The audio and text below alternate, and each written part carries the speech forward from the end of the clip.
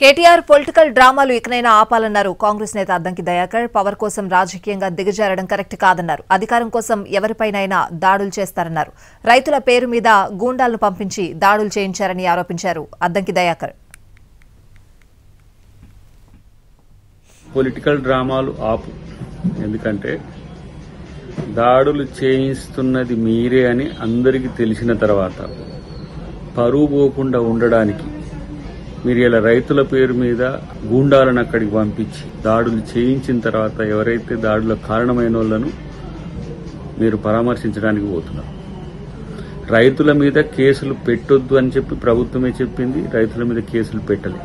ఎవరైతే నీ రౌడీ మూకలు ఉంటారో, ఎవరైతే దాడులకు ఉరిగొల్పినరో, ఎవరైతే దాడులకు పూనుకున్నారో వాళ్లకు సంబంధించిన వాళ్ళే ఇలా కేసుల పాలవుతున్నారు. అధికారుల మీద దాడులు చేయడం అనేది జాతీయ స్థాయిలో పెద్ద చర్చ జరుగుతుంది. అంటే మీ రాజకీయ ప్రయోజనాల కొరకు ఏ స్థాయికైనా దిగజారడానికి మీరు వెనకడిగేయారు. ఎవరినైనా సరే ఈరోజు వాడుకోవడానికి వెనకడిగేయారు, ఎవరి మీదనైనా దాడులు చేయడానికి కూడా వెనకడిగేయారని తెలిసిపోయింది. కాబట్టి ఇలాంటి పొలిటికల్ డ్రామాలు ఆపమని చెప్పి హితవు.